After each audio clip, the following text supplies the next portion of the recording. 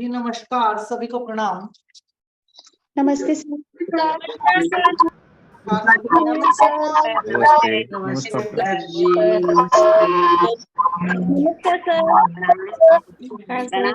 नमस्ते सर। नमस्ते सर। नमस्ते सर। नमस्ते नमस्ते नमस्ते नमस्ते जी प्रणाम जी प्रणाम सभी मित्रों को जय प्रणाम सर प्रणाम। सभी आदरणीय सदस्यों को नमस्कार, सभी को प्रणाम।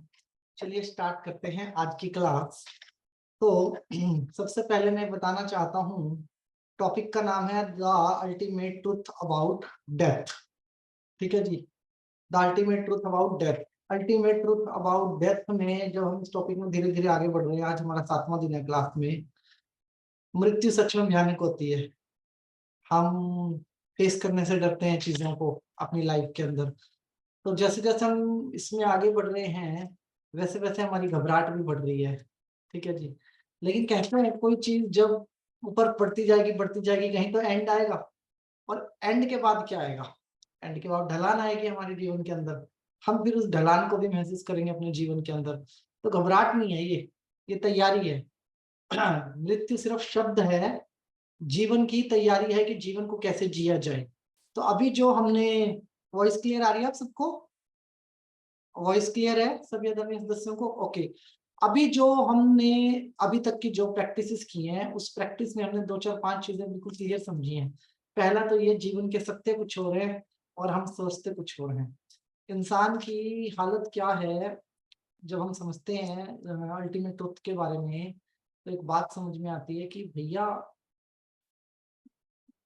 मछली समंदर के अंदर कहती है मुझे पानी को पाना है, मुझे पानी को जानना है, मुझे पानी में पानी हो जाना है और मुझे पानी जैसा ही बन जाना है। मछली समुंदर से सारी बातों की डिमांड करती है। ठीक है जी। और पानी कहता है मुझसे ही तेरा जीवन है, तुझसे ही मेरा जीवन है और हम एक साथ हैं। मैं तुझ में हूं, तू मुझ में है। ठीक है जी। ऐसा ही कुछ इंसान है। वो कहता है मुझे परमात्मा को पाना है, मुझे परमात्मा को जानना है, मुझे परमात्मा के दर्शन करने हैं, परमात्मा मेरा ये काम करेगा, परमात्मा मेरा वो काम करेगा। बट वो कहता है मैं तुझ में ही हूँ। इंसान है तो ही तो परमात्मा है, और इंसान ना हो तो परमात्मा का नाम कौन लेगा? कौन से जीव जंतु माथा टेकने जाते हैं? इंसान से ही तो परमात्मा का भी अस्तित्व बनता है ना हमारे जीवन के अंदर। तो समझने की बात यह है कि मैं जहां हूं वहां मैं अपने होने का एहसास कर पा रहा हूँ। मैं जहां हूं, अगर मैं सागर में रह के सागर का एहसास कर पाऊं और पृथ्वी पे रह के पृथ्वी का एहसास कर पाऊं, तो जीवन जटिल होगा या जीवन आसान होगा उस मोमेंट पे मेरे लिए? मेरे हिसाब से उस मोमेंट पे जीवन हमारे लिए बहुत ज्यादा आसान हो जाएगा। और जीवन इतना आसान हो जाएगा हमारे लिए कि हम अभी तक जिस व्यवस्था पे शक करते हैं, ईश्वर पे कोई विश्वास नहीं करता है, ईश्वर पे सब डाउट करते हैं कि मेरा क्या होगा, मेरा क्या होगा, मेरा क्या होगा। मतलब उसकी व्यवस्था पे हमें बहुत शक है, हमें उसके ऊपर विश्वास नहीं है। इस वजह से हम उसका नाम जपना काइंड ऑफ कि मेरी नौकरी जाने वाली है तो मैं अपने बॉस से प्यार से बात कर रहा हूँ, बटरिंग कर रहा हूँ बहुत कि अच्छा ऐसा कर लेंगे वैसा कर लेंगे, नई नई बातें कर रहा हूँ। ऐसे ही उसकी व्यवस्था पे शक करके हम बाकी सारे कर्मकांड उसके लिए करते हैं, ईश्वर के लिए। जबकि वो कभी हमारा बुरा चाहता ही नहीं, जबकि उसका कोई लेना देना ही नहीं है हम हमारी चीजों के साथ। तो सबसे बड़ी बात ये है जीवन की, जो अब हम समझने जा रहे हैं इसके अंदर, कि जो मैंने मृत्यु ध्यान में किया, मृत्यु ध्यान में हमारे अनुभव अलग रहे सबके। ठीक है, अनुभव ने सवालों को जन्म दिया। राइट, इसी कोशिश में हमने मेडिटेशन किया था कि हमारे जो अनुभव रहेंगे वो सवालों को जन्म देंगे। अनुभव ने सवालों को जन्म दिया, और सवाल कैसे निकल के आए? सवाल जबरदस्त निकल के आए। और उन सवालों में एक सवाल जो सबसे ज्यादा जबरदस्त था वो ये था कि भैया, जब मैं खुद को राख होते हुए देखता हूं तो मैं उस राख से इंसान नहीं बना सकता दोबारा, लेकिन इंसान से राख बनना है।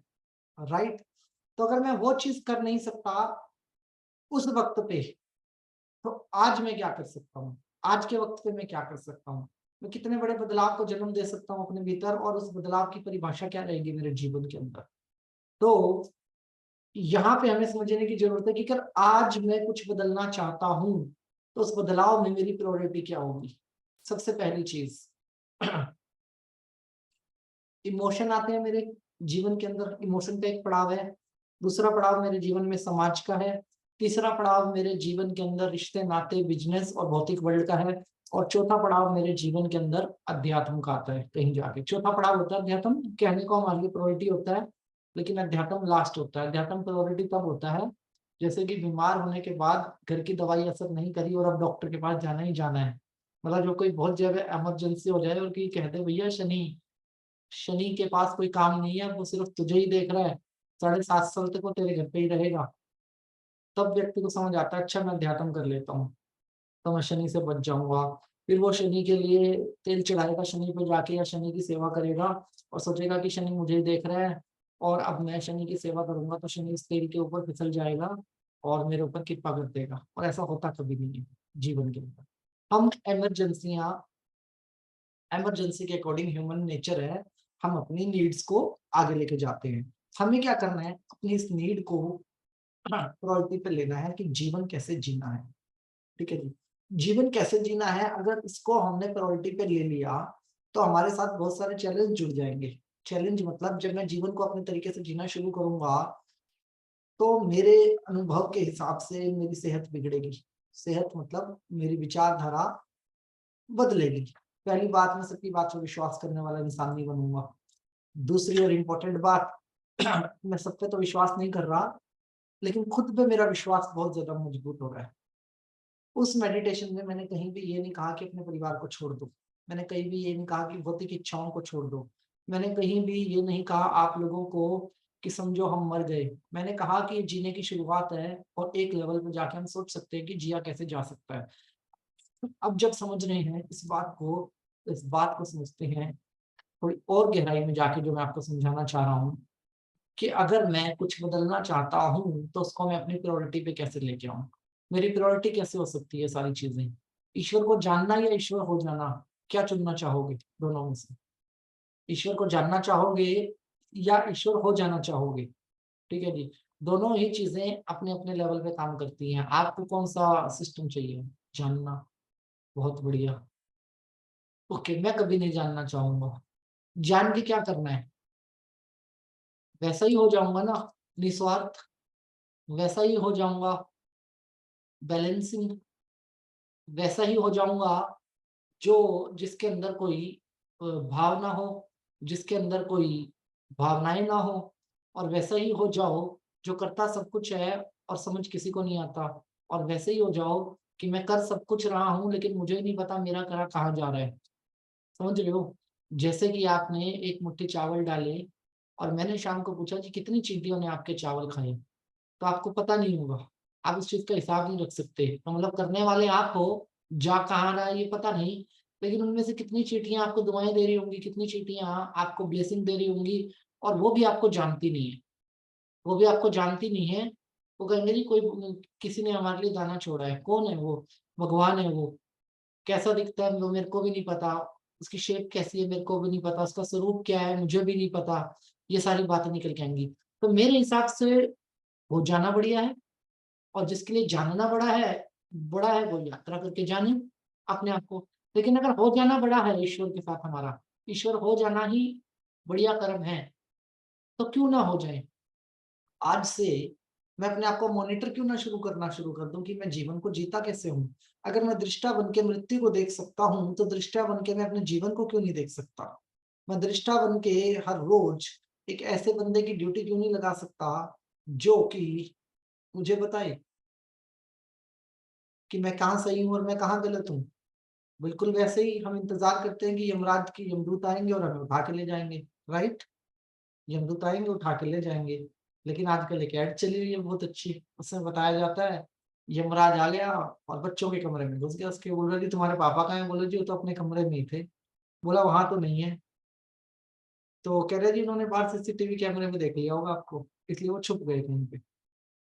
ठीक है जी, हमारे पापा कहीं छुप गए, सीसीटीवी कैमरे की ऐड है।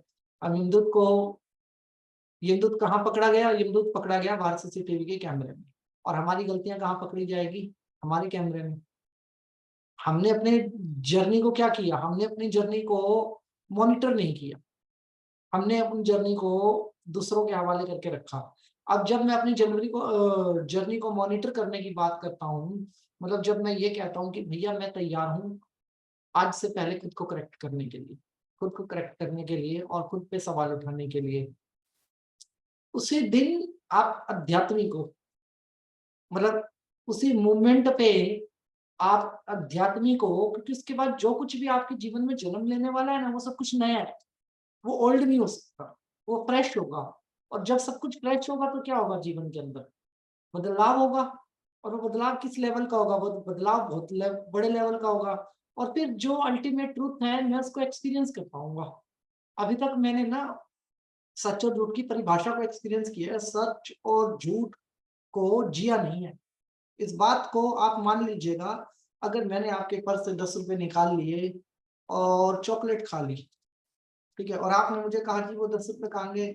मैंने कहा पता नहीं, ठीक है जी। और बाद में आपको पता लगा कि इस व्यक्ति ने चॉकलेट खा ली मेरे पैसे की। अब आप मुझे कह रहे हो जी अच्छा आपने मेरे को झूठ क्यों बोला?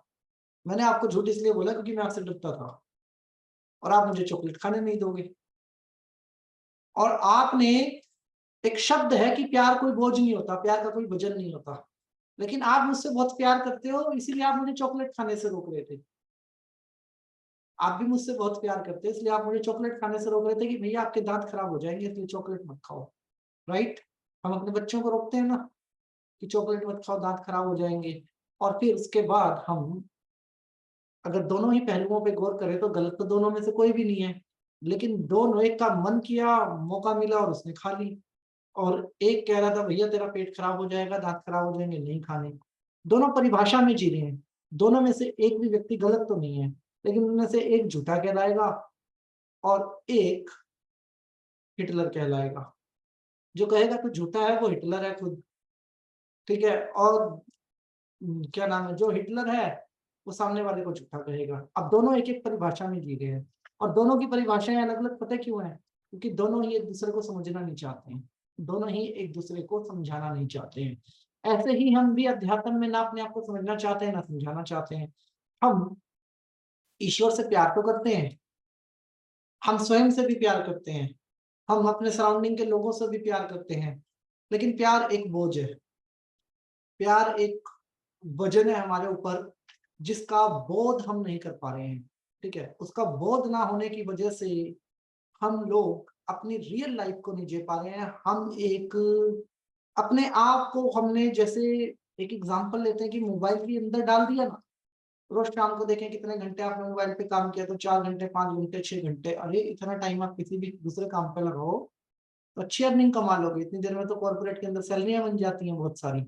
लेकिन हमने अपने आप को मोबाइल में झोंक दिया, हमने अपने आप को चीजों में झोंक दिया। एग्जाम्पल के तौर पे कि भैया कॉन्टेक्ट नंबर याद है क्या आपको उनका, दीपिका मैडम का? नहीं जी, नाम सेव है मोबाइल के अंदर, लो कर लो, क्या करोगे अब? मोबाइल के हवाले कर दिया मैंने अपने दिमाग की ताकत को, मोबाइल के अंदर डाल दिया। ऐसे ही बहुत सारे जीवन के लक्ष्य, जीवन के बोध, जो अध्यात्म के बोध, अध्यात्म के अनुभव और सच और झूठ, हमने सब कुछ किसी ना किसी के हवाले कर दिया और खुद निश्चिंत होकर बैठे हैं, बिल्कुल निश्चिंत होकर बैठे हैं। मैंने 115 प्रेयर्स के ऊपर रिसर्च करी थी। 115 गाने अगर आप सुन लो ना, जो सिर्फ गुरु और भगवान के ऊपर हैं, उसमें एक शब्द 115 गानों के अंदर कॉमन है। You know what? गुरु का सहारा गुरु ही पार लगाएंगे, भगवान का सहारा भगवान ही पार लगाएंगे, माता रानी सारे दुख ले जाएगी। एक तो आप कह रहे हो कि मैं प्यार करता हूँ, और दूसरा आप उनको दे क्या रहे हो? अपने दुख, अपनी जिम्मेवारियां, अपना खुद मान रहे हो प्लेजर और उनको काम में बिजी कर रहे हो। इफ गॉड, अगर भगवान है और हम भगवान की रिस्पेक्ट करते हैं तो बोध तो नहीं कर रहे हैं हम उसका, मतलब हम उसको तो बिजी कर रहे हैं और खुद फ्री रहना चाहते हैं। खुद नहीं कह रहे, अपनी गलती कहीं नहीं मान रहे कि मैं काम नहीं करता, ईश्वर की इच्छा चल रही है जी मेरे साथ। हमने अपने आप को झोंका किसके अंदर? किसी ना किसी परिभाषा के अंदर हमने अपने आप को झोंक के रखा हुआ है, और वो परिभाषाओं को हम पलट के नहीं देखते, ये प्रॉब्लम है। और अगर हम पलट के देखने की हिम्मत कर ले तो फिर दूसरा सिस्टम बड़ा खराब है कि हम एक सामाजिक प्राणी हैं। फिर दूसरी परिभाषा लग जाएगी सच झूठ के बाद कि आप एक सामाजिक प्राणी हैं। फिर कितना तीसरी लग जाएगी परिभाषा, फिर चौथी परिभाषा लग जाएगी, ऐसे हमारे साथ कई सारी परिभाषाएं जुड़ती चली जाएंगी और उसमें हम अपना आत्मबोध नहीं कर सकते। और मैं एक बात तो बड़ी क्लियर है, कामयाब वही होगा जो अपने बोध की बात करेगा। जो दूसरे की परिभाषा पे काम करेगा वो कामयाब नहीं होगा। मैं ये भी नहीं कह रहा मेरा यकीन करो, मैं बिल्कुल क्लियर कह रहा हूं, स्वयं का यकीन करो। स्वयं के बोध के लिए, जब स्वयं के लिए हम दृष्टा बनते हैं, खुद के लिए जब हम दृष्टा बनते हैं, तब समझ में आता है। आज आपकी गलती बताने वाला कौन है आपके भीतर? कोई भी नहीं। आपका मन है जो आपको कन्वेंस कर लेता है कोई भी गलत काम करने के बाद भी और सही काम करने के लिए भी। ठीक है जी। और अगर मन को हटा दें, ठीक है, तो हमारे बड़े होते हैं, पेरेंट्स होते हैं या हमारे सराउंडिंग के लोग होते हैं, बाकी सब बाहर के होते हैं, और हमारे भीतर जो है, जो मन है हमारा, वो हमें कन्विंस कर लेता है कि कोई बात नहीं है तो ठीक है, चल जाएगी, काम आपका चल जाएगा। सबके जीवन में ऐसा ही होता होगा, हमारा मन ही हमें कन्विंस करता है। बट यहाँ पे एक बड़ा शब्द आता है मन के साथ अध्यात्म के अंदर, जिसको होता है मनन। और जब इस मन का मनन करते हैं और इस मन पे मंथन करते हैं, तो कैसे करोगे आप मनन और मंथन? मनन और मंथन करने के लिए मैंने आपको कहा आंख बंद करके बैठिए, मेडिटेशन कीजिए, ठीक है जी, और अपने मन को शांत हो जाने दीजिए। 100 में से 99 फेल, 100 में से 99 फेल। विचार थोड़ी रोक लोगे, विचार आएगा। 70,000 विचार आने हैं, विचार कैसे रुक जाएगा? विचार तो आएगा। इट्स ऑल अबाउट प्रायोरिटी, वो आएगा ही आएगा। लेकिन मैंने मंथन नहीं किया। मनन के बाद शब्द है मंथन, और मंथन शब्द का मतलब है जब दूध में मंथन करते हो तभी मक्खन या घी बनता है, और जब तक मंथन होता नहीं दूध के अंदर, तब तक दूध फट जाएगा और उसमें से उसकी स्मेल भी अलग हो जाएगी। फिर उसको चढ़ा दो भट्टी के ऊपर तो पनीर भी बना देगा आपका। तो जब दूध इतना सब कुछ सह के इतना मतलब प्योर फॉर्म में रहता है, तो हम ह्यूमन क्यों नहीं? और किसी भी चीज की प्योर फॉर्म की बात कर लो आप, ताजी रोटी से ज्यादा सुबह उठ के वो बासी रोटी ज्यादा स्वाद लगती है, लेकिन अगर आपने उसको गर्म करके खाया तो। आप जहां जहां मंथन करते जाओगे ना चीजों के ऊपर, किसी भी चीज के ऊपर मंथन करोगे, तो कहीं ना कुछ बदलाव आएगा, चीज वही रहेगी। और हम जब अपनी बात करते हैं, हम चाहते हैं कि मंथन हो किसी शक्तिपात से, मंथन हो किसी गुरु के द्वारा, मंथन हो किसी और के द्वारा। मृत्यु किसकी? आपकी। आपकी मृत्यु ना, किसी दूसरे की तो नहीं। मृत्यु जिसको आनी है, सबको अपनी अपनी आनी है। जीवन किसका? आपका। जब जीवन आपका, मृत्यु आपकी, तो कोई दूसरा पार कैसे लगाएगा? कौन तैयार है आपके साथ मरने के लिए? कोई एक नाम है आपके पास? कोई आपके साथ मरने के लिए तैयार हो तो बोले जी मैं आपके साथ ही मरूंगा, सेम मूवमेंट पे मरेंगे और जैसे आप मरोगे वैसे ही मरो? कोई नहीं। कोई ऐसा तैयार है आपके साथ जो आपके लिए जीने के लिए तैयार हो? हाँ, ऐसे तो होंगे। आज तो होंगे, कल तक रहेंगे, परसों तक। वैलेंटाइन डे आ रहा है ना, कल परसों तक ऐसे तो रहेंगे दो चार कि साथ जिएंगे साथ मरेंगे। ठीक है, ये तो एक क्या कहते हैं, समुंदर में आई लहर की तरह काम करेगा कि साथ जीना है। जीते भी नहीं है। साथ जीने का मतलब होता है अनकंडीशनल लव, साथ जीने का मतलब होता है अनकंडीशनल समर्पण। वो तो किसी में नहीं होता, पति पत्नी में नहीं होता, भाई बहन में नहीं होता, संतान के साथ भी नहीं आता, किसी के साथ भी नहीं आता। वो सिर्फ माँ और पुत्र के रिश्ते में आ सकता है, और किसी दूसरे रिश्ते में वो आता ही नहीं, वो भी एक की साइड से, माँ की साइड से। पुत्र या पुत्री की साइड से गारंटी नहीं होती है, सिर्फ माँ की साइड से एक गारंटी ली जाती है। प्रकृति ने कुछ ऐसा ही बनाया है कि माँ जी सकती है अनकंडीशनल लव में, बाकी किसी का पता नहीं। तो ना तो कोई मेरे साथ जीने के लिए खड़ा, ना कोई मेरे साथ मरने के लिए खड़ा। मैं सामाजिक हूँ। अब मेरे को क्या रिक्वायर्ड है? मेरे को रिक्वायर्ड है बैलेंसिंग। मैंने देख लिया अपनी शैया के पार जाके कि भैया क्या है मेरी शैया के पार जाके, अब क्या है? शैया के पार जाके देखने के बाद अब क्या है मेरे पास? अब तो अगर मैं खुद पे सवाल उठाने की हिम्मत दिखाता हूँ, तो अब तो मैं कुछ कुछ ना कुछ क्रांति कर सकता हूँ अपने जीवन के अंदर। कौन सी क्रांति कर सकता हूँ? अध्यात्म की क्रांति कर सकता हूँ, बैलेंसिंग की क्रांति कर सकता हूँ, अपने जीवन के अंदर उग्र बदलाव ला सकता हूँ। सही गलत की पहचान पहले नहीं कर सकता था, अब कर सकता हूँ। और क्यों नहीं कर सकता? उस दिन मेरे को बहुत लोगों ने फोटो भेजी है। उस दिन मेरे पास बहुत लोगों ने फोटो भेजी, हिम्मत दिखा के भेजी। किशोर जी ने भी भेजी थी, बढ़िया सी माला, सबसे सुंदर माला किशोर जी ने ही पहनाई थी अपनी फोटो को। लेकिन मैं जरूर कहूंगा एक बात आप लोगों को, उस वक्त तो हिम्मत दिखाई।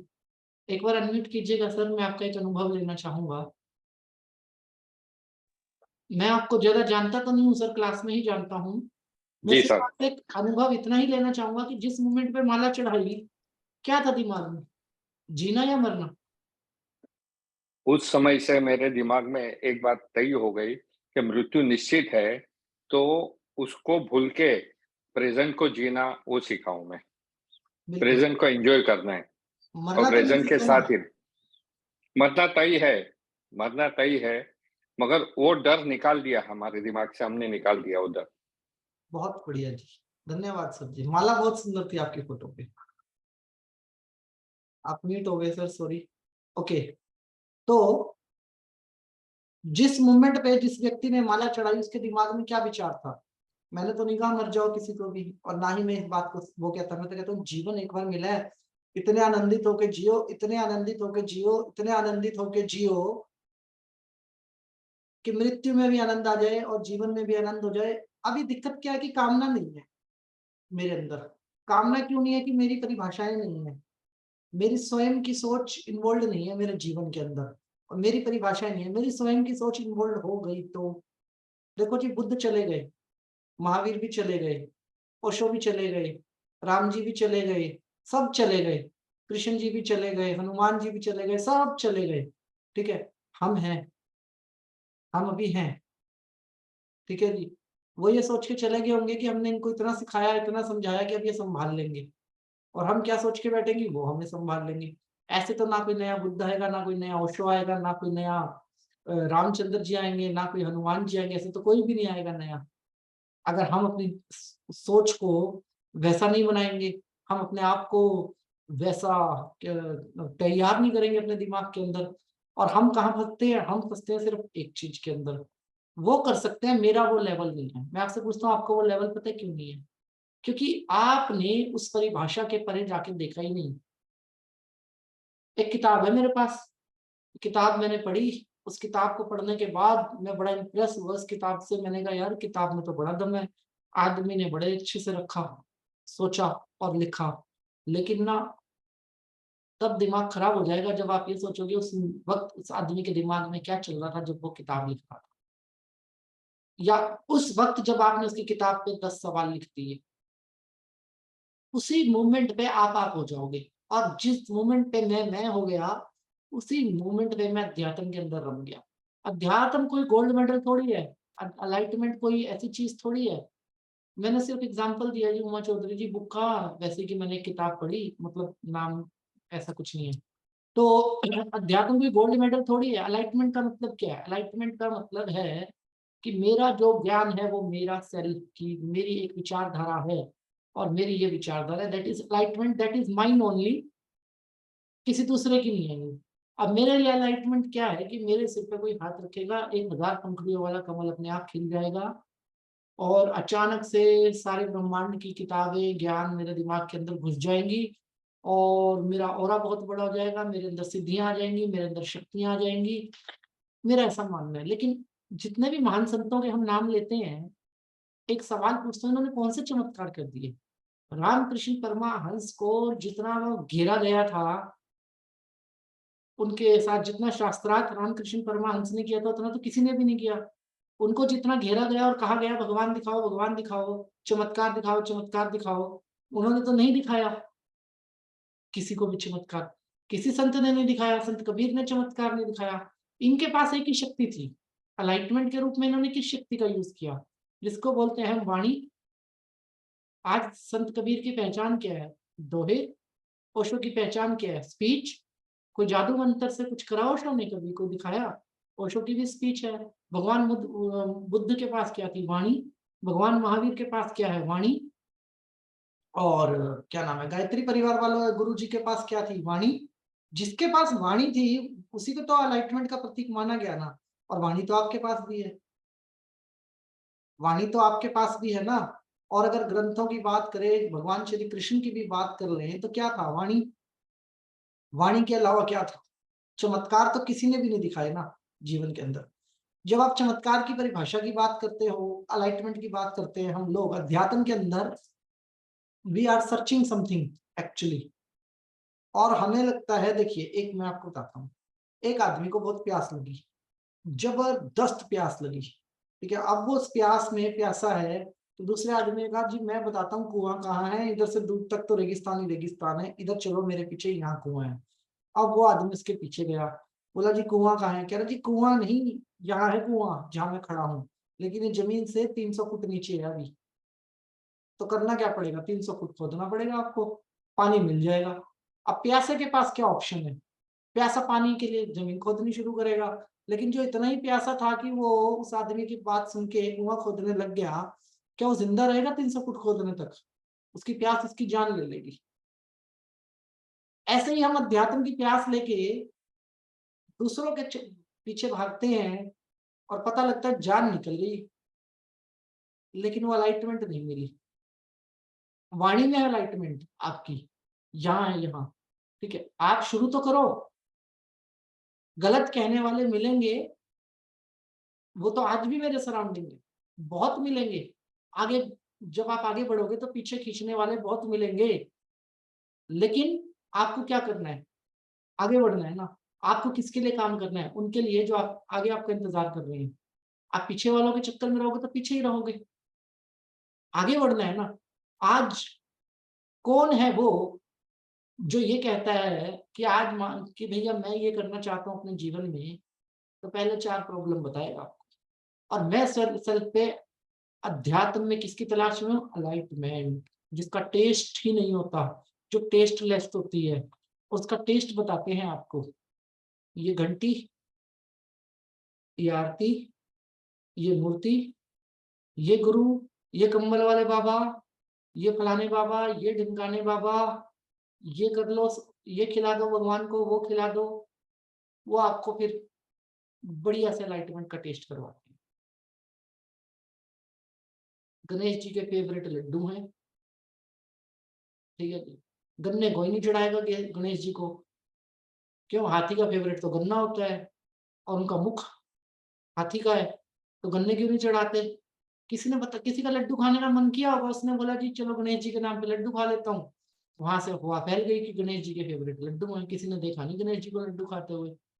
और एक्सपेरिमेंट कर लो, जिस लड्डू की बात करते हो, मैं आप लोगों को एक बहुत साइंस बता रहा हूँ, जिस लड्डू की बात करते हो वो लड्डू जमीन पे रख दो हाथी के सामने, ठीक है जी, हाथी के सामने। हाथी की नाक बहुत बड़ी होती है, तो आप लोगों को पता ही है।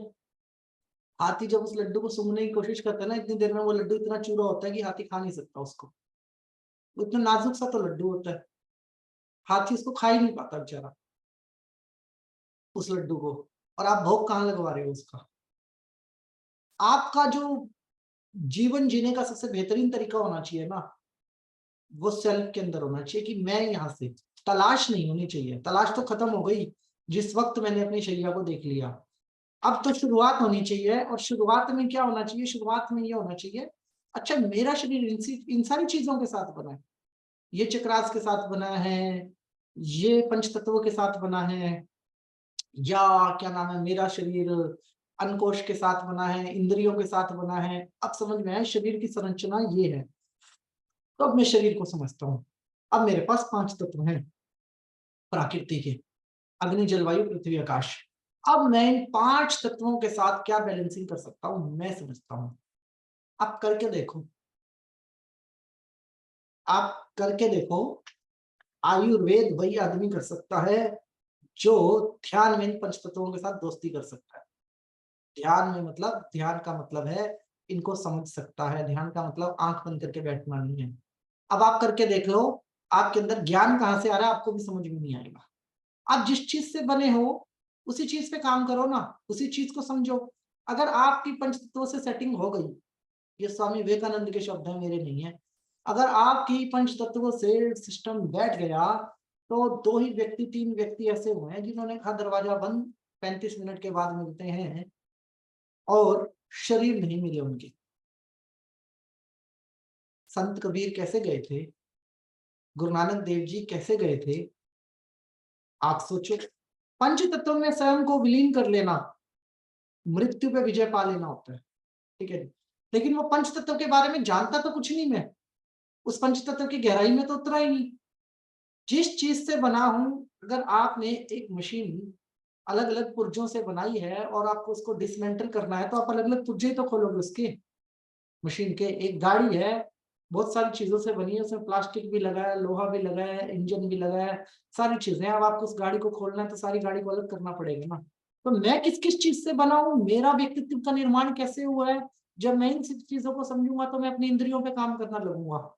तब मेरे सामने मेरी ज्ञान इंद्रियां भी आएंगी, और जब मेरे सामने मेरी ज्ञान इंद्रियों से मेरा सामना होगा, तो भैया मेरे पास क्या ज्ञान का रास्ता नहीं खुलेगा। That moment is enlightenment. Buddha ने भी मृत्यु का विचार करके ही एनलाइटमेंट को पाया है। बुद्ध के दिमाग में जब देह त्याग का विचार आया था कि जीवन नश्वर है, देह त्याग, उस मोमेंट पे एनलाइटमेंट को तो नसीब किया है। और ओशो जैसी तड़प तो किसी इंसान के अंदर थी ही नहीं अध्यात्म को लेके। वो तड़प इतनी थी कि उस व्यक्ति की स्टेटमेंट है कि मेरे पैर जमीन पे थे या हवा में, मुझे ही नहीं पता, मैं तो बस चलता ही जा रहा था। अब आप समझो कि वो तड़प आएगी कहां से। ज्ञान के मामले में कहते हैं लोग ओशो का कोई मुकाबला नहीं है। मैंने भी मान लिया कोई मुकाबला नहीं है, लेकिन मेरा एक सवाल आता है जबरदस्त वाला। और सवाल ये है कि भाई साहब ने पूरी लाइब्रेरी पढ़ रखी थी, कई लाइब्रेरियां पढ़ रखी थी, उसके बावजूद भी उसने किताबों का ज्ञान नहीं दिया किसी।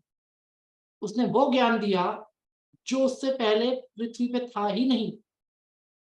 वो सब कुछ नया था, एकदम न्यू, एकदम फ्रेश। तभी तो प्रभावित हुई जनता, तभी तो लोग प्रभावित हुए, तभी तो लोग दीवाने हुए, तभी तो लोगों को समझ में आया। और रिवर्स गेयर में था हमेशा। लोग ब्रह्मचर्य करवाते थे उस टाइम पे, वो संभोग से समाधि में आया, वो तंत्रा के अंदर आया व्यक्ति, उसकी गियर ही रिवर्स था, मतलब उसने गाड़ी ही उल्टी चलाई बिल्कुल बिल्कुल। और हुआ क्या, एंड क्या हुआ। कोई कह सकता है कि ओशो का ज्ञान ओशो का नहीं था, कोई कह सकता है बुद्ध का ज्ञान बुद्ध का नहीं था, कोई कह सकता है महावीर का ज्ञान महावीर का नहीं था, कोई कह सकता है गुरु नानक देव जी का ज्ञान गुरु नानक देव जी का नहीं था। कोई भी तो नहीं कह सकता। क्यों नहीं कह सकते, क्योंकि वो जो प्यास के बियॉन्ड था ना, ओशो की ही किताब में लिखा है ना, नदियां भी प्यासी और पानी भी प्यासा। इस शब्द का मीनिंग कितना बड़ा है कि नदी भी प्यासी है। मतलब अगर आपने 10-20 किताबें पढ़ ली और आपने कहा कि मैं लॉ ऑफ अट्रैक्शन का ट्रेनर हूं, तो बने रहो, आप उसी अट्रैक्शन में रहोगे हमेशा। जब तक स्वयं का ज्ञान नहीं आएगा, स्वयं के भीतर हम नहीं बह जाएंगे, स्वयं के भीतर नहीं डूब जाएंगे, तब तक जीवन नहीं है, तब तक मृत्यु है और मृत्यु का भय है। और तब तक वो सारी चीजें हैं जो मुझे अध्यात्म में आगे बढ़ने से रोकती हैं। आप पारिवारिक हो, रहो ना पारिवारिक, किसने मना किया।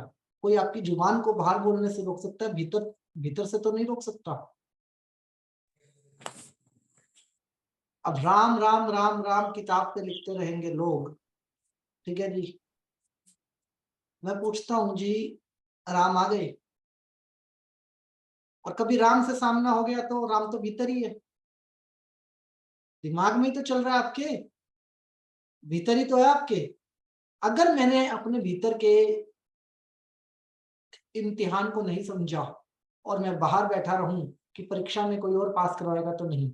और वो प्यास तब आती है जब मेरा चैलेंज है मेरे गुरु के साथ, मेरा चैलेंज है मेरे ईश्वर के साथ।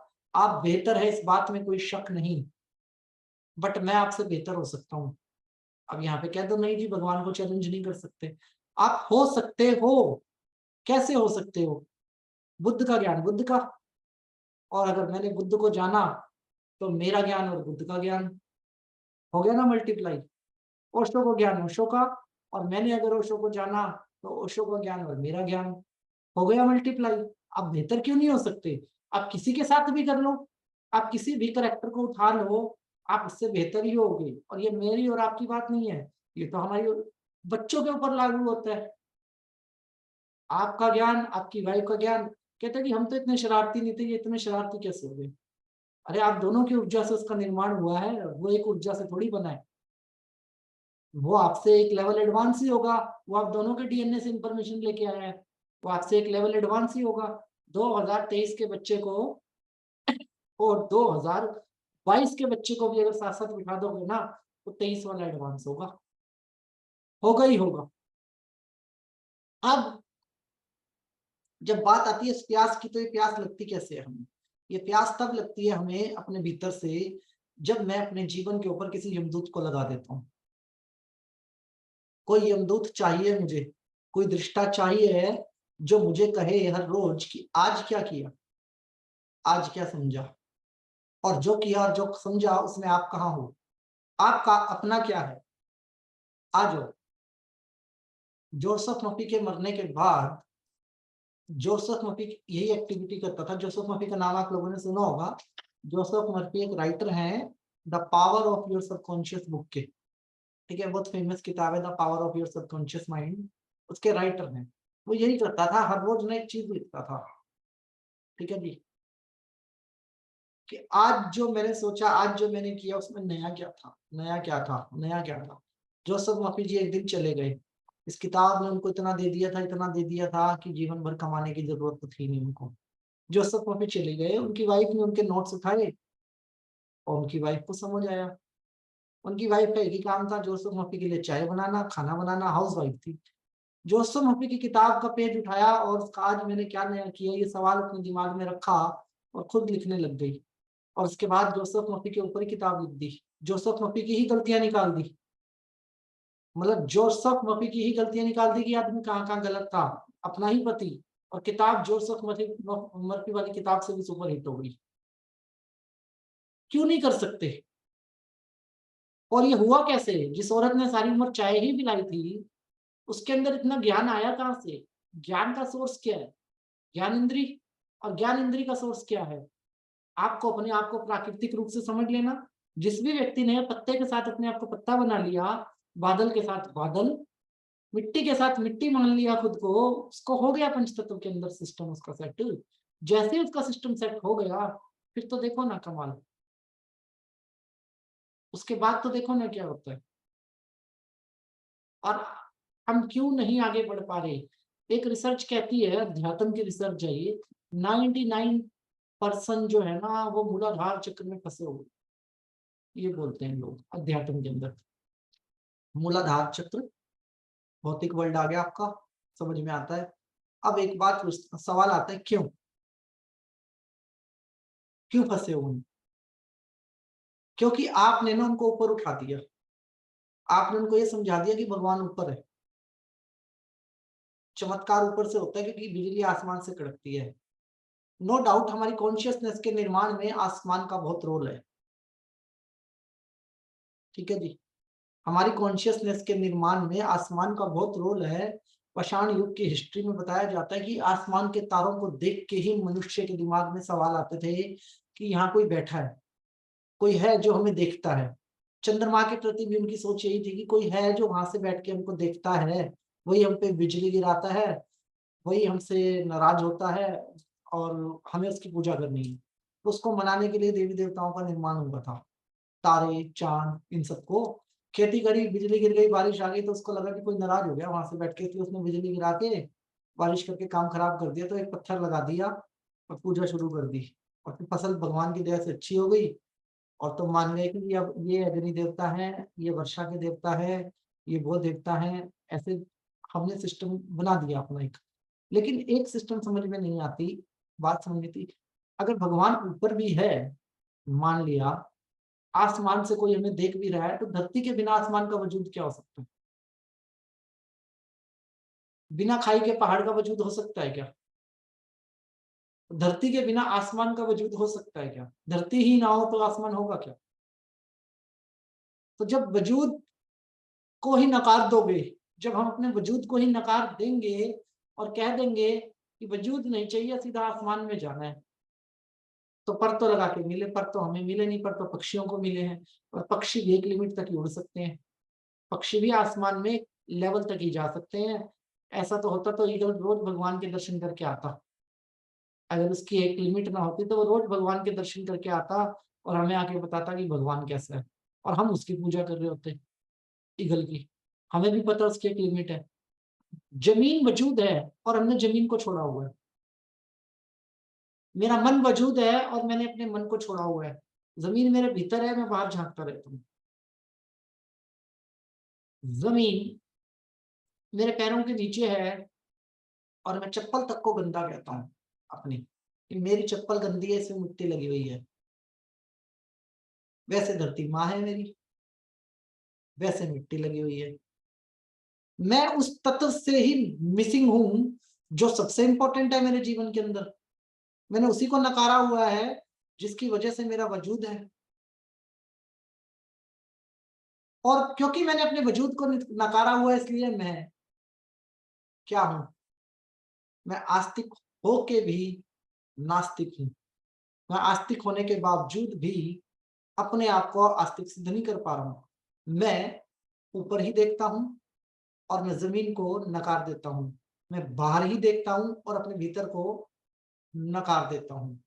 चमत्कार की कोई डेफिनेशन नहीं है। चमत्कार बड़ा सिंपल है। आप सबको 4 ट्रिक सिखाता हूं, चमत्कार ही चमत्कार होंगे आपके जीवन के अंदर उसके बाद। ठीक है जी। किसी को 500 चमत्कार सीखने एक साथ, 500 चमत्कार, मुंह से आग निकाल देना, खोलते हुए तेल में हाथ डाल लेना, और क्या नाम है आग पे चलना, ठीक है जी, पानी से आग बना देना, नारियल फोड़ देना, 500 चमत्कार देखने हैं आपको एक साथ। किसको सीखने हैं? फ्री में सिखाऊंगा। ये लो, ये किताब है, हैंड रिटन है, ठीक है जी। हमारे पास 500 चमत्कार हैं इसके अंदर, 500 चमत्कार। सीख लो, आ जाओ, फ्री में ले जाओ, फोटोकॉपी का खर्चा आपका। और सारे मेरी राइटिंग के अंदर है, हर एक शब्द मेरी राइटिंग के अंदर है। हर एक तांत्रिक के पास बैठ के समझो जी, आग में कैसे हाथ, देखो पकौड़े तल देते हैं हम आग में, तो जब रासायनिक क्रिया समझ में आ रही है तो मैं भी कर दूंगा। आग पे कैसे चल सकते हैं, ये तो मैं भी कर सकता हूँ। सारे के सारे चमत्कार तो नकली हैं, A to Z चमत्कार तो नकली हैं, और इन चमत्कारों के दम पे हम नतमस्तक हैं सब के सब। लो एक चमत्कार अभी सिखा देता हूँ। आज के बाद जो भी कस्टमर आए, कोई प्रेग्नेंट लेडी आए, बोलो जी लड़का होगा, भेज दो। आपके 100 में से 50 चमत्कार सिद्ध, सबके लड़के होंगे 50 के, ठीक है जी। कोई भी व्यक्ति आए, कुछ नहीं आता आपको, कोई विद्या नहीं आती, उसके सिर पे हाथ रख के बस बुदबुदा दो, ओम स्वाहा बोल दो, और बोलो बुखार उतर जाएगा, आधे से ज्यादा का बुखार उतर जाएगा शाम को घर जाके। प्लेसिबो इफेक्ट है, कोई चमत्कार है ही नहीं है इस दुनिया के अंदर। चमत्कार तो सिर्फ एक ही है कि मैं जिंदा हूं, और उसी चमत्कार को मैं देखना नहीं चाहता। मैं हूं, यही चमत्कार है। और मरने को हम अनुभव नहीं कहते, ईश्वर रोज सुलाता है, और सोने के बाद आपको पता नहीं होता आप कहाँ हो, मरे ही पड़े होते हैं। 4-6 घंटे को हिसाब ही नहीं होता कहाँ है कहाँ नहीं। लेकिन हम उस अनुभव को पकड़ते ही नहीं कभी। वो कहता है रोज अनुभव करो, एक दिन ये आएगा। हम मानते ही नहीं, हम कहते हैं कि सो गए। अरे सो नहीं गए, खो गए। सोचो कहाँ खो गए। जिस दिन सोचने लगोगे उस दिन समझ में आ जाएगा, उस दिन समझ में आ जाएगा। अब जो इस क्लास की बात करता, ultimate truth, the ultimate truth क्या है कि वो 5 घंटे 6 घंटे कहाँ गया? दैट इज द अलाइटमेंट ना, कि मेरे पास कंट्रोल है मेरी नींद का। और उस जिस दिन आपके पास आपकी नींद का कंट्रोल है, उस दिन आपके पास आपके अस्तित्व का भी कंट्रोल है। और जिस दिन आपके पास आपके अस्तित्व का कंट्रोल है, उस दिन आप भयमुक्त हो, आप ही एलाइटमेंट हो। और इस वक्त जिस हिसाब से जनसंख्या बढ़ रही है, मैं बता देता हूँ जी, एक आधे बुद्ध से काम नहीं चलना है। जाग जाइए। दुनिया को बुद्ध ही बुद्ध चाहिए, दुनिया को ओशो ही ओशो चाहिए। इस मूवमेंट पे 70 करोड़ की जनता थी जब ओशो थे, आज कितनी है? डबल से भी ज्यादा। काम चल जाता क्या ओशो का भी? वो अकेले क्या कर लेते? अगर जब तक हम अपने अंदर के बुद्ध बौद्धिक तत्व को नहीं पहचानेंगे, जब तक हम अपने भीतर को नहीं जानेंगे, तब तक नहीं जान सकते। आपको बता देता हूं आयुर्वेद की एक दूसरी फॉर्म। आयुर्वेद में 100 में से 90 बीमारियों के इलाज मिट्टी से होते हैं। 100 में 90 के इलाज मिट्टी से होते हैं। गर्दन से नीचे के सारे इलाज मिट्टी से किए जाते हैं, ठीक होते हैं लोग। मिट्टी कितने प्रकार की होती है पता है आपको? 56 प्रकार की मिट्टी है हमारे इंडिया में। 56 टाइप की तो मिट्टी है, हमें ये भी नहीं पता होगा मिट्टी कितने प्रकार की होती है। कौन सी मिट्टी कौन सा पौधा देगी, कौन सी मिट्टी किस जीव को क्या नाम है पोषण देगी, कौन सी मिट्टी किस बीज को अच्छे से पोषित कर पाएगी, ये भी तय है। जियोग्राफी पढ़ोगे आपको समझ में आएगा। अब हम मिट्टी से बहुत दूर हैं, मिट्टी से दूर हैं और हम कह रहे हैं कि हम अध्यात्म कर रहे हैं, जबकि मैं मूर्ति पूजा और पखंडवाद का हमेशा ही विरोध करता हूं। लेकिन एक बात मैं कहता हूं कि एक बार उसके दिमाग से सोचो जिसने मूर्ति बनाई है, उसके दिमाग से सोचो, उसने आपको मिट्टी की ही मूर्ति बना के दी है। हर मूर्ति के भीतर क्या है, आप सारी मूर्तियों की बात करो, जितने भी मूर्ति हैं, सब मूर्तियों के बीच में क्या है, एक मैसेज, एक मैसेज ही तो है मूर्ति के बीच में। और क्या है, भगवान महावीर की मूर्ति के बीच में क्या है, एक ऐसा मैसेज जिसको लोग खुली आंखों से इग्नोर करते हैं, खुली आंखों से धज्जियां उड़ाते हैं अपने गुरु की।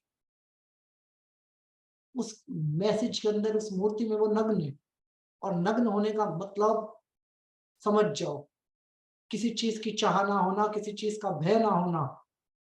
और हम उनके पास चाह ही लेके जाते हैं, हम उनके पास भयभीत होके ही जाते हैं। क्यों? आपके गुरु ने तो आपको ये नहीं सिखाया।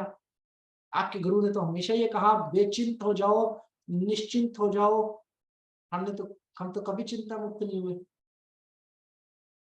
प्रॉब्लम क्या है कि वो विचारधारा जो मेरी सामाजिक परिभाषा है उससे जुड़ी हुई है, मेरी परिभाषा बीच में आ ही नहीं रही है। अपनी परिभाषा को लाओ, आप उनसे बेहतर हो सकते हो, और उनको अच्छा ही लगेगा जब आप उनसे बेहतर होगे। खराब लगेगा आपको आपके बच्चे जब आपसे अच्छे आगे बढ़ेंगे तो। आप चाहोगे ना जी मैं तो कंपनी के अंदर एग्जीक्यूटिव रह गया, लड़का मेरा डायरेक्टर बन गया। अच्छा लगेगा खराब लगेगा? आपके गुरु को क्या लगेगा? पहली बात तो वो गुरु नहीं जो अपने शिष्य को आगे बढ़ने दे, और गुरु वही जो अपने शिष्य को कहे कि तू मेरा मुकुट है भैया, तू मेरा मुकुट है। तब आता है मजा।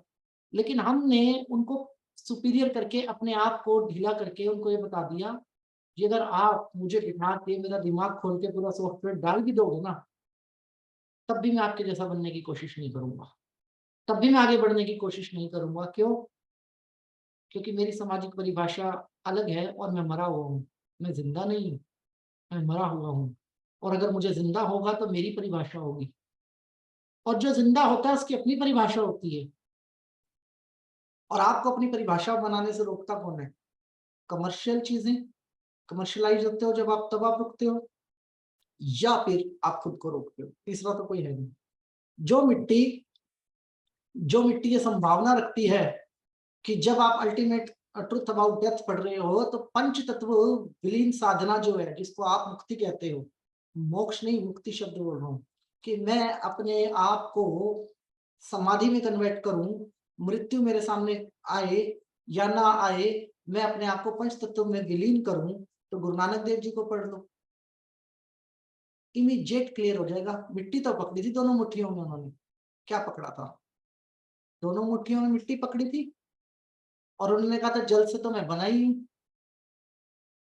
आकाश मुझे देख रहा है और पृथ्वी के साथ मैं कनेक्टेड हूं। दोनों हाथों में मिट्टी पकड़ी थी, और क्या मिला? मिली आज तक डेड बॉडी उनकी? फूल ही तो मिले वहां पे, फूल भी नहीं मिले थे, फूल की छाप मिली थी सिर्फ। और वहां पे भी लड़ाई। वो आदमी इतना बड़ा मैसेज देके जा रहा है, इतना बड़ा मैसेज कि उस व्यक्ति ने अपने आप को विलीन कर दिया। इसको कह सकते हो आप शक्ति, चमत्कार, लेकिन उन्होंने तो पहले ही बता दिया था कि ना कोई शक्ति है ना कोई चमत्कार है। 3 महीने पहले बता दिया था।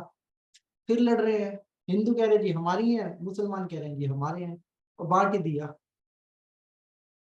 2 हिस्सों में ही बांट दिया उनको। कारण क्या है कि गुरु होने के लिए गुरु की विचारधारा से आगे बढ़ना पड़ेगा, और परमात्मा होने के लिए परमात्मा की विचारधारा से आगे बढ़ना पड़ेगा। और हम उस विचारधारा के दायरे को तोड़ ही नहीं सकते, और फिर कहते हैं कि सच और झूठ की कोई परिभाषा है, गलत काम ये होता है, सही काम ये होता है। आप कौन सा काम करते हो? आप अध्यात्म के नाम पे कौन सा काम करते हो, गलत या सही? अपने आप को झिंझोड़ना कभी तो आता होगा, ये आता है कि पीस ऑफ माइंड नहीं है, जीवन में बहुत दुख है, ऐसा है वैसा है। खाली कुर्सी पे बैठ के सोच तो लो कभी कि भैया मैं कौन सा काम, उसी मूवमेंट पे ना चीजें बदलेंगी। मेरी पूरी क्लास का मकसद एक ही है, सवाल सवाल उठा लो, उसके बाद कभी अस्त्र शस्त्र उठाने की जरूरत नहीं पड़ेगी। उस वक्त वाणी पे सुबह 3 बजे बैठ के अमृत धारण करने की जरूरत नहीं पड़ेगी, जुबान से अमृत ही निकलेगा, अमृत ही निकलेगा। और जिस मोमेंट पे आप पेड़ पौधों से कनेक्ट हो जाते हो, दूसरे तत्व की बात करोगे, उस मोमेंट में तो चमत्कार होने लगते हैं। उस मोमेंट पे तो आप बताते हो कि भैया ये पेड़ क्या काम का, वो पेड़ क्या काम का। तब आप आयुर्वेद की ज्ञान की बात करो, भूख खत्म हो जाएगी, भूख जीरो हो जाएगी। आयुर्वेद पे सबसे ज्यादा नोट्स बनाने वाला व्यक्ति कौन था पता है आपको? जिसने आयुर्वेद पे सबसे ज्यादा नोट्स बनाए थे, और उसने खुद ही जला दिए थे, उसने खुद ही जला दिए थे नोट्स। उसकी अंतिम इच्छा थी कि ये सारे नोट्स जला दिए जाए, पत्तों पे लिखे गए थे आयुर्वेद के नोट्स सारे के सारे। और आज क्या कहते हैं, माता धन्वंतरी की सिद्धि करवाएंगे, आपको आयुर्वेद का ज्ञान आ जाएगा। अच्छा, पेड़ पौधे बेवकूफ है, लिविंग है, वो जीरो डायमेंशन में है, तो क्या हुआ, आप उनका ऐसे ही यूज कर लोगे। हाँ, आप रासायनिक क्रियाओं से दवाइयां बनाते हो, ये आपकी पावरफुल कॉन्शियसनेस है, ठीक है जी, क्योंकि आप उनसे डायमेंशन में ऊंचे हो। लेकिन अगर आपको पूछना ही पड़े, तुलसी के पत्ते पे राम लिखने से पहले तुलसी से पूछ लो, जी मैं तेरे पत्ते पे राम लिख दूं, और वो आपको जवाब दे दे। कोई कहता है जी कोई आज तक 51 दिन नहीं रख पाया राम लिख के, ऐसा ही होता है ना, 51 दिन हम राम रख के लिखनी अपनी जुबान पे न करते। और ये एक कटु सत्य है, कोशिश करने वाले भी हार गए। 122 दिन रखा है जी, ना तो मोक्ष मिला ना मुक्ति मिली, वैसे का वैसे बैठा हूँ आपके सामने, रूटीन में रखा है टेस्ट करने के लिए।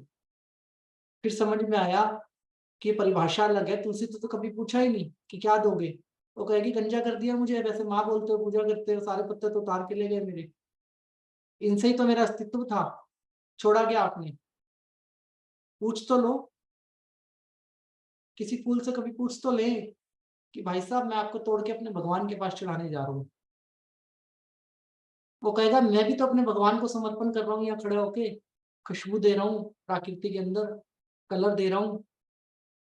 हमने तो कभी नहीं पूछा, मैंने उगाया तो मेरा है, ये कह के रुक गए। सिंपल सी बात। एक बार एक्सपेरिमेंट करके देख लो, कल ही कर लेना, कल वैलेंटाइन डे है, जिसको भी करना हो अपने परिवारों में कर सकते हैं। वैलेंटाइन डे का मतलब गर्लफ्रेंड बॉयफ्रेंड नहीं होता, मदर फादर भी होते हैं। और किसी से माफी मांग लेना, अपने रिश्ते को सुधार लेना भी हो सकता है, हम इसके अलग नजरिए भी देख सकते हैं। फूल मत दो किसी को, गुलदस्ता मत दो, गमला दे दो, फिर देखो क्या होगा, नजरिए बदल जाएंगे वहां पे। किसी लड़के को लड़की को प्रपोज करना है, बोला जी फूल तो सूख जाएगा 2-4 दिन में, तो गुलदस्ता ही आया हर गुलाब तेरा, देखो फिर क्या होगा। 2-2 4-4 साल पीछे भी कोई चल रहा होगा ना, वो भी छोड़ के आ जाएगी, कहेगी ये आदमी है भैया, ये काम की बात करी है कि भैया हर फूल तेरा, और तुम्हारा जीवन ऐसे ही मुस्कुराता रहे। रहना उसमें भी 6 महीने ही है सीजन के हिसाब से फूल, लेकिन आपकी स्पीच में दम है, आपकी एक्टिविटी में दम है। आपने मृत चीज नहीं दी, आपने जीवंत चीज दी है उसको, और जीवन आपका भी चलेगा उस कॉन्शियसनेस के साथ। कभी भी किसी भी व्यक्ति को ऑल्टरनेटिव थेरेपी सीखनी है तो आपको कनेक्ट होना पड़ेगा नेचर के साथ। आप डेथ की बात करते हो, विदाउट नेचर से कनेक्ट हुए आप डेथ को कभी एक्सेप्ट कर ही नहीं सकते। समाधि को तो कभी भूल ही जाओ कि आप एक्सेप्ट कर लोगे। समाधि जमीन में ही तो गड़ेगी ना, हवा में थोड़ी टांगेंगे किसी को। जब लोग समाधि की भी बात करते हैं तो जमीन में ही तो घुस के बैठ जाते हैं, जमीन में ही तो मिलती है समाधि, या पानी में लेते हैं कुछ लोग, जल समाधि लेते हैं। तत्व कौन से हैं? हमें ना बहुत गहरा उतरने की जरूरत होती है, और हम ऊपर ऊपर की परतों में रह जाते हैं, और हमें परिभाषाएं गहरा उतरने नहीं देती हैं। बिल्कुल वैसे ही दूर से खड़े होकर समंदर को देख रहा हूँ और डर गया कि समंदर बड़ा पावरफुल है, और किसी ने उठा के फेंक भी दिया और डूब भी गया।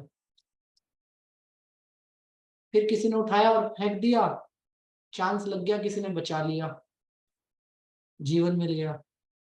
फिर एक बार समुद्र में कूदा, तैरना आता था, तैर गया। अब मन नहीं कर रहा था बाहर आने का, गहराई तक गया।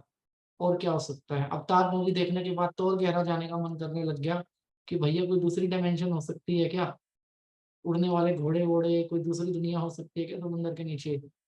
और गहरा जाने लग गया, डर खत्म हो गया। जब तक गहराई में उतरूंगा नहीं तब तक डर तो खत्म नहीं होगा ना। और गहराई में उतरने के लिए तैराक तो बनना पड़ेगा ना। और जब तक मैं तैराक नहीं बनूंगा और घोड़े की सवारी करने के लिए घुड़सवार नहीं बनूंगा, तब तक ना मैं घुड़सवारी का मजा ले पाऊंगा और ना मैं तैराकी का। जाते हो पहाड़ों में तो लोग कहते हैं जी घोड़े पे बैठ जाओ डलहौजी वल्लभी साइड में। अब घोड़े पे बैठने से डर लगता है, क्योंकि पहले तो हमने खच्चर ही देखे, हम उन्हीं को घोड़ा समझते हैं। घोड़े का तो साइज ही अलग होता है।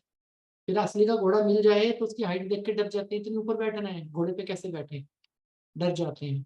समंदर में कैसे कूदे,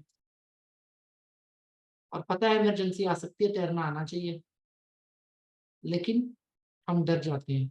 वो जो डर है ना हमारे भीतर का, वो था तो आपको तैराक बनने दे रहा है ना घुड़सवार।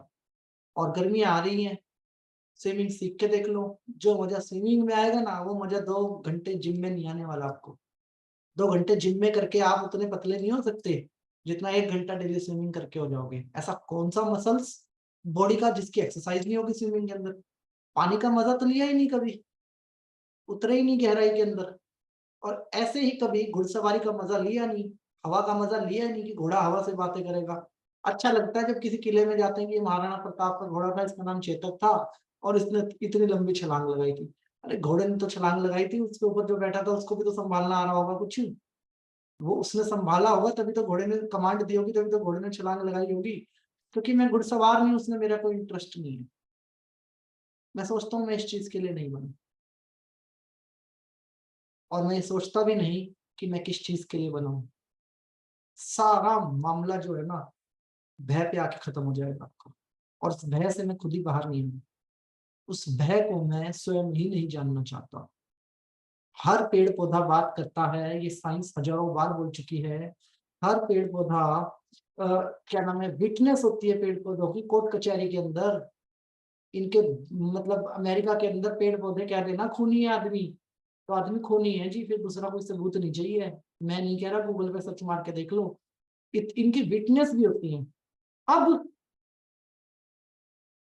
मैं तब भी बात नहीं कर रहा, जबकि मनुष्य कहता है कि जो व्यक्ति नॉनवेज खाता है जी वो ताकतवर होता है, और जो वनस्पति क्या नाम है खाता है वो कमजोर होता है। बिल्कुल ही होता है जी। शेर ताकतवर ही होता है और बकरी कमजोर ही होती है। हिरन कमजोर ही होता है, शेर ताकतवर होता है, इस बात में कोई डाउट नहीं है। क्योंकि शेर जो खाता है ना उसमें से छांट के उसको समझ के खाता है, मरा हुआ नहीं खाता, ताजा खाता है। समझ रखता है कि मुझे क्या खाना है क्या नहीं, 4 दिन भूखा रहेगा लेकिन शिकार करेगा अपनी ताकत के साथ ही, राइट। इसीलिए शायद वो ताकतवर भी है, उसके अंदर सहनशीलता भी है, उसके अंदर लीडरशिप भी है, सब कुछ है। हमारी दिक्कत क्या है, हम जो खाते हैं उसके बारे में कुछ जानना ही नहीं चाहते। हमारे लिए वहम है कि तोरी के अंदर 2 सांप आ गए तोरी के बेल के अंदर, तो हमने पूजा ही कर दी। नाग नागी नागे तोरी की बेल के अंदर नाग नागी नागे।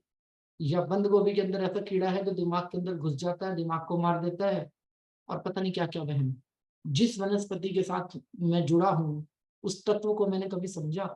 मेरे को पता है जब वो बात करता है तो इसमें मेरे आध्यात्मिक और नॉन आध्यात्मिक का क्या मतलब है, शक्ति और शक्ति के ना होने का क्या मतलब है। सिर्फ यही मतलब है ना कि भैया मेरे मैं सोच सकता हूँ तो मुझसे बात कर सकता हूँ, जाके बात तो करो। ज्यादा से ज्यादा क्या, नहीं मिलेगा रिस्पॉन्स, पहले कौन सा मिल रहा था।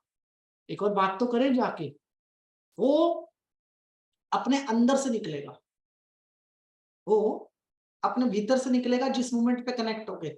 मैं बिल्कुल क्लियर कहता हूँ जी, अगर आपने जिंदगी में पहली बार भी क्लास अटेंड कर रहे हो ना, और आपके अंदर ये है कि मेरे को पेड़ पौधे से बात करनी है, 3 दिन बाद आप क्लास के अंदर बोल दोगे जी मेरी बात हो गई, मेरे को जवाब भी मिल गया। 3 दिन बाद आप बोल दोगे। इसमें आध्यात्मिक नॉन आध्यात्मिक शक्ति ये सब तो मैटर ही नहीं करते जीवन के अंदर। मैटर करती है तो सिर्फ एक ही चीज, व्हाट, कि मैं कितनी गहराई में उतरना चाहता हूँ। मैंने कभी उसकी जड़ पे हाथ रख के उसको महसूस किया, मैंने कभी उसकी हार्ट बीट सुनने की कोशिश करी, मैंने कभी उसके पत्तों पे हाथ रख के देखा। क्वांटम फिजिक्स का आविष्कार पता है कैसे हुआ था? क्वांटम फिजिक्स जिसकी आप बात करते हो, क्वांटम वर्ल्ड, जिसने पूरी की पूरी टेक्नोलॉजी बदल दी, हमारी विचारधाराएं, सोच, जो मोबाइल आपके पास है, जितनी भी टेक्नोलॉजी है, सब क्वांटम के आधार पे आई है ना। क्वांटम सिर्फ एक पत्ते को देख लोगे ना आप 5 मिनट के लिए घूर के देख लीजिए एक पत्ते को 5 मिनट के लिए, आपको क्वांटम फिजिक्स समझ में आ जाएगा। आप पत्ते को 5 मिनट के लिए घूरोगे ना, आप कहोगे पत्ता तो वो है ही नहीं जो मैं सोच रहा था, ये तो कुछ और ही है। उसके इतने रंग बदल जाएंगे, वो दृश्य होने लग जाएगा, कभी वो प्रकट होने लग जाएगा, आप कहोगे ये तो एनर्जी की फॉर्म है और मैं इसको क्या सोच के बैठा था। आपकी सोच बदल जाएगी। आप आधा घंटा त्राटक कर लोगे कि मेरी थर्ड आई खुलेगी। अरे 5 मिनट करो क्वांटम फिजिक्स, देखो जरा नजारा, विज्ञान भी, अध्यात्म भी, और आप कहाँ। मतलब दिमाग की ऐसी बत्ती जलेगी कि दोबारा फूल तोड़ने से डर लगेगा, दोबारा किसी को माला नहीं पहनाओगे, खुद को भी नहीं। कहोगे मैं पागल हूँ, मैं मरा मरा मैं 7 फूलों की जान और क्यों लूं। कोई व्यक्ति आ रहा है वो नेता होगा होगा, आध्यात्मिक आदमी नहीं तोड़ करेगा ये सब काम। आध्यात्मिक आदमी को समझ में आती है इन चीजों की। पहले बार जब मोदी सरकार बनी थी तो मोदी ने सबसे पहला काम यही किया था, पता है आपको? इस कल्चर को बंद करो, एक नेता के स्वागत में बड़ी बड़ी मालाएं लगानी बंद करो। फिर फूल का कल्चर आया, गुलदस्ते देने शुरू किए। 3 साल बाद इस कल्चर को खत्म कर दिया, प्लास्टिक के फूल दो, असली फूल मत दो। लेकिन लोग है ना मानते ही नहीं। वो व्यक्ति बोल रहा है सामने से कि मत करो, लेकिन लोग है कि मानते नहीं। यहाँ तो स्टेज पे चढ़ते हैं छोटे मोटे नेता, 10-15 को गेंदे के फूल की माला पहना देते हैं, फिर वो फोटो अपनी डीपी पे लगा के रखता है कई दिन तक कि भैया मेरे को इतने फूल चढ़े। अरे जी फूल तो मरे हुए को चढ़ते हैं, एक बार जाके उसके कान में बोल दो। जी फूल तो समाधि पे चढ़ते हैं, जो आदमी हमारे लिए मर गया हम उसको फूल चढ़ाते हैं, देखो कैसे उतार के फेंक देगा सारी मालाएं। सम्मान दिखा दिया ना आपने, इसलिए उसने प्रकृति का अपमान कर दिया। प्रकृति के अपमान में वो व्यक्ति अपना सम्मान ढूंढ रहा है। सम्मान प्रकृति के अपमान में नहीं है, सम्मान प्रकृति के साथ हो जाने में है। और इसी प्रकार से आसमान के बादलों को देखोगे ना तो क्लाउड रीडिंग सुना होगा आपने, कोर्स आता है क्लाउड रीडिंग का। बादल्स को देख के जो अच्छे एस्ट्रोलॉजर है वो करते हैं। अच्छे एस्ट्रोलॉजरों की जो प्रिडिक्शन करने के तरीके होते हैं, वो बादलों को देख के, तारों की शेप को देख के तब प्रिडिक्शन करते हैं। तो क्लाउड रीडिंग एक कोर्स है, वेस्टर्न में तो बहुत चलता है। बादलों की शेप बनती है ना, जिसमें बादल मैसेज देते हैं हमें, बादलों की डिफरेंट डिफरेंट शेप बनती है, तो उसको क्लाउड रीडिंग कहते हैं। तो क्लाउड रीडिंग अगर आप करते हो, बादलों की शेप को देखते हो, उसको मैसेज को अपनी इंट्यूशन से कनेक्ट करते हो, तब देखो ना आपने आकाश तत्वों को कैसे अनुभव किया। हम इन 5 तत्वों को अनुभव करने की बात नहीं कर रहे हैं, और बात कर रहे हैं कि तीसरी आंख खुल जाए। तीसरी आंख खोलेंगे कोई बाबा जी, प्राकृतिक हो नहीं, तीसरी आंख खोल के भी क्या करेंगे। मेरे पास बहुत फोन आते हैं थर्ड आई के लिए, मैं पहले फेमस ही थर्ड आई के नाम से था। मैं एक ही बात पूछता हूँ जी, मेरे को लिख के भेजो कि आपको थर्ड आई क्यों एक्टिवेट करवानी है। अब वो मेरे को लिख के भेजते हैं जी, मेरे को टेलीकिनेसिस करनी है, मेरे को ये पावर चाहिए, मेरे को वो पावर चाहिए, वो चाहिए। मैं लिखता हूँ जी बदले में आप क्या दोगे, तो जवाब नहीं है, और नीचे जवाब जाता है मेरी तरफ से, यू आर नॉट एलिजिबल। आप एलिजिबल ही नहीं होगी उस चीज के लिए। आप लेने की तो बहुत सारी बात कर रहे हो, फिर अगर आपको कोई कोर्स की फीस बताएगा तो भी महंगी लगेगी आपको, 25,000 30,000। लड़ाई की बात कर रहे हो, ठीक है, लेकिन दोगे क्या? देने के लिए कुछ होता ही नहीं हमारे पास, लेने के लिए सब कुछ होता है। आप क्या दोगे? परमात्मा को क्या दोगे? आप लोग क्या दे सकते हो बताओ? आप कहो जी धूप बत्ती दे सकता हूँ, सोने के छत्र चढ़ा सकता हूँ, चांदी के छत्र चढ़ा सकता हूँ, प्रसाद चढ़ा सकता हूँ, सब कुछ कर सकता हूँ। वो कहेगा सब कुछ मेरा ही तो है, मेरे को क्यों घुमा रहे हो, सब कुछ उसी का है, अब उसको क्यों घुमा रहे हो? वो पूछेगा आपसे कि मुझे क्यों घुमा रहे हो, सब कुछ मेरा ही तो है, मेरे को ही चिपका रहे हो और फिर कह रहे हो कि और दे दे। कोयले को कोयले की जगह होना चाहिए था, डायमंड को डायमंड की जगह, सोने को सोने की जगह, लेके तोड़ फोड़ करके और भगवान को चढ़ा दिया। अब आपके पास जवाब होगा अपनी भक्ति का। आप बोलो मैं समर्पण दे सकता हूँ, वो कहेगा किसको दोगे, कैसे दोगे? आपकी पूजा करेंगे, आपका नाम लेंगे, कहेगा क्या फायदा? कुछ ऐसा करो जो मेरे काम आए। ऐसा क्या कर सकते हो? ऐसा तो सिर्फ एक ही काम है, प्रकृति के साथ प्राकृति हो सकते हैं, प्रकृति को डिस्ट्रॉय करना बंद कर सकते हैं, और परमात्मा के काम तो यही आ सकता है कि हम भी पेड़ लगा रहे हैं, पौधे लगा रहे हैं, जीव जंतुओं की केयर कर रहे हैं, और क्या नाम है, प्लेनेट की सभी ऊर्जाओं के साथ खुद को कनेक्टेड महसूस कर रहे हैं, राइट? ये तो समर्पण में आएगा आपके। लेकिन बाकी सब चीजें, एक बार ना पूजा करते हुए अपने मन में ख्याल लाया करो कि मैं मांग क्या रहा हूं और मैं दे क्या रहा हूं, मैं समर्पण भी क्यों दे रहा हूं, उसके पीछे की सोच क्या है। उसी मूवमेंट के ऊपर ना बातें बिगड़नी और बननी शुरू हो जाएंगी दिमाग के अंदर। यू विल बी चेंज, और अल्टीमेट ट्रूथ आपके सामने आने लग जाएगा। अल्टीमेट ट्रूथ डेथ नहीं है, ये नाम है सिर्फ। अल्टीमेट ट्रूथ मर जाना चाहिए अगर हम अपने लक्ष्य को नहीं समझते, और मर जाना चाहिए अगर हम अपने आप को महसूस ही नहीं कर पाते। हम रोबोट हैं, फिर इसका मतलब एक रोबोट जैसे काम करता है, हम वैसे काम करते हैं। और अगर हम अपने लक्ष्य को समझ पाते हैं, अपने होने को महसूस करते हैं, तो अपनी सोच के साथ जीना शुरू करना चाहिए। और मेरी सोच अध्यात्म के प्रति क्लियर है, प्राकृतिक हो जाओ। तो आप प्राकृतिक हो, आपको गैस की प्रॉब्लम है, पेट दर्द की प्रॉब्लम है, कब्ज की प्रॉब्लम है, सबसे ज्यादा लोगों को यही समस्या है। क्यों है? क्योंकि आपने वायु तत्व के साथ खुद को कभी कनेक्ट ही नहीं किया। आयुर्वेद की बात करते हैं, अब खाली ना पेड़ से कनेक्ट हो जाओ, एक पेड़ से, वो भी आपका पेट कैसे स्वस्थ हो जाएगा? 10 साल पुरानी प्रॉब्लम कैसे ठीक हो जाएगी? 5 साल पुरानी प्रॉब्लम कैसे ठीक हो जाएगी? एक बार तो सेट करो अपने आप को। अब सब कुछ अपने सामने है, और सब कुछ मैंने अपने सामने से हटा दिया। सब कुछ मेरे सामने है, लेकिन मैं देखना नहीं चाहता। पेट किसका? आपका। दर्द किसका? आपका। जाऊंगा कहाँ? डॉक्टर के पास। डॉक्टर किसका? पैसे वाले का, राइट? प्रकृति पैसा मांग लेगी क्या आपसे? प्रकृति पैसा मांग सकती है क्या आपसे?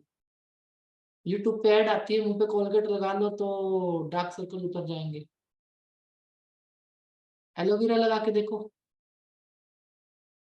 खाली एलोवेरा पेड़ से तोड़ के लगा के देखो, लेकिन एक शर्त के साथ, जो आयुर्वेद करते हैं, जो व्यक्ति ओरिजिनल आयुर्वेद को फॉलो करते हैं, एक पत्ता तोड़ना तो पहले 100 पत्तों का निर्माण करते हैं। पहले 10 गमले लगाओ, एलोवेरा उगाओ, फिर उससे पूछो, इजाजत लो कि मेरे को ऐसा मालूम हुआ है कि आप एक औषधि का काम भी करते हैं, और आपको अगर मैं अपने स्किन पे लगाऊंगा तो मेरे साथ कुछ बदलाव हो सकता है। आप इजाजत दो, आंसर भी आएगा आपको। देखो, नहीं तो वो केमिकल वाला एलोवेरा लगाते रहो। ना तो शाहरुख खान गोरा हुआ, ना फेयर एंड लवली से कोई गोरा हुआ आज तक, और मामले चालू है। कोई भी क्रीम हर बार नए फॉर्मूले के साथ आ जाती है। आप करके देख लो एलोवेरा आपके साथ कैसे काम करेगा उस मोमेंट में। वायु तत्व तो सेट करने के लिए वायु के साथ ही तो कनेक्ट होना पड़ेगा। मैंने कब कहा आयुर्वेद की दवाई खाओ? मैंने कहा पेड़ से जाके बात तो करो, रुको तो सही उसके साथ, दो दो टूक। नहीं रुकते। हमारा आधार वनस्पति है, हमारा आधार मूलाधार है, और हम मूलाधार से ही हटके चलते हैं। जो मूल आधार से हटके चल रहे हो और बात कर रहे हो अध्यात्म की, तो मुश्किल है उस केस के अंदर। मुश्किल है, अवेकनिंग भी बहुत मुश्किल है, क्योंकि मूल आधार स्ट्रोंग होगा तो मैं अल्टीमेट ट्रुथ को देख पाऊंगा। इस आधार से ऊपर उठूंगा तो फिर मैं ज्ञान इंद्रिय की तरफ जा पाऊंगा। और ज्ञान इंद्रिय में भाई किसी का भी ज्ञान नहीं होता। कोई ऐसा माइकल लाल नहीं है जो 100 की 100 किताबें पढ़ेगा और याद रख लेगा, ठीक है? नहीं, ज्ञान स्वयं का होता है। जब आप आओगे ना, तो आपका ज्ञान अद्भुत होगा। जब आप मैदान में आओगे, आपका ज्ञान अद्भुत होगा, और जो आप बोल सकते हो, जो आप सोच सकते हो, उसमें अगर 80% आपका आ गया, 80 छोड़ो 50 भी आ गया, तो आप अपने आप को साध चुके हैं उस मोमेंट के अंदर। तब आप अल्टीमेट ट्रुथ की बात करते हैं लाइफ के अंदर। और डेथ का मतलब डेथ नहीं है, डरना नहीं है। आप पूछो कि मुझे कैसे पता लगा कि आप सब डर गए? मैं बताता हूँ। चक्रास वाली क्लास करी, रेकी की क्लास करी, राइट, फिंगरप्रिंट की क्लास करी, यूट्यूब पे सारी डाल दी। क्यों डाल दी? क्योंकि आप लोगों ने कहा था। लेकिन सबसे कम जो व्यू आए ना वो डेथ वाली क्लास पे आए, कि लोग इतने डरे हुए थे कि उस क्लास की तरफ गए नहीं। बाकी 2 क्लासेस के ऊपर व्यू जितनी उम्मीद थी उसके 4 गुना, मतलब 2000। क्लास में आ रहे हैं 500 लोग और यूट्यूब पे बैठे हैं 2000 लोग। अब समझ में आता है कि डर है कहीं ना कहीं। एंड ट्रस्ट मी, ये डर हमेशा हमेशा के लिए खत्म होगा, और वो डेथ तो सिर्फ उसकी होगी जो मुझे आगे बढ़ने से रोकता है, जो मुझे कंट्रोल करता है, जो मुझे मेरे एहसास से रोकता है। डेथ तो चाहिए, लेकिन उसकी। और जीवन किसका है? मेरा। और जीवन में जो मेरे पास है वो किसका है? वो मेरा है। जो मुझसे कोई छीन ना पाए वो क्या है? ज्ञान। उसी रास्ते पे हम चलेंगे। तो कल हम करेंगे एक अत्यंत प्रभावशाली मेडिटेशन, जिसके अंदर कि हम अपने जीवन की कुछ अद्भुत घटनाओं को अनुभव करेंगे। तो सभी आदरणीय सदस्यों से विनती है कि ना, खाना समय पे खाइएगा, क्लास समय पे ज्वाइन कीजिएगा, और मेडिटेशन खड़े होके करेंगे। जो शारीरिक रूप से स्वस्थ हैं वो खड़े होके करेंगे, अगर किसी की प्रॉब्लम है तो बैठ के। ठीक है? नहीं तो आधे लोग सो जाते हैं, फिर कहते हैं नहीं मेरे को पता नहीं चला मैं कहाँ गया था। पता चलना चाहिए। ये दृष्टा मेडिटेशन जितने भी हैं, ये सब जागृत अवस्था की करने के मेडिटेशन है, तो हम इसको जागृत अवस्था में करेंगे। तो सभी आदरणीय सदस्यों से विनती करना चाहूंगा कि कल क्लास आप टाइम पे स्टार्ट कीजिएगा, और मेरे द्वारा बोले हुए कोई शब्द कड़वे या बुरे लगते हैं तो क्या करना है? पहले तो मुझे माफ कर देना है, इसीलिए मैं पहले ही फॉरगिवनेस सिखा देता हूँ। और दूसरा क्या करना है, भगवान ने 2 कान दिए हैं, एक से सुनना है और दूसरे से निकाल देना है। जो समझ में आया उसको ऊपर कर लेना है सबकॉन्शियस माइंड में, जो समझ में ना आए उसको निकाल देना है। तो सभी का बहुत बहुत धन्यवाद। अपना आशीर्वाद मेरे ऊपर बनाए रखें। ईश्वर आपको मान सम्मान सुख समृद्धि धन दौलत ऐश्वर्य अच्छी सेहत मानसिक शांति और आध्यात्मिक उन्नति प्रदान करें, ऐसे हमारे ईश्वर से आप सबके लिए प्रार्थना है। मिलते हैं शाम को 7 बजे की क्लास के अंदर, जहाँ पे हम फिंगरप्रिंट कैलकुलेशन करना सीखेंगे। एंड एक मोर रिक्वेस्ट हो रहा है आपसे, इस क्लास के लिए मैं आपको यही कहूंगा कि अपने अनुभव जो थे ना आपके उस दिन के, आप लोगों ने अभी शेयर नहीं किए। कमेंट बॉक्स में आप अपने अनुभव जरूर शेयर करो कीजिए, उस दिन का जो भी आपने उस मेडिटेशन के अंदर किया। आपके अनुभव दूसरों के लिए मार्गदर्शक का काम करेंगे। सभी का बहुत बहुत धन्यवाद। अपना आशीर्वाद मेरे ऊपर बनाए रखिए।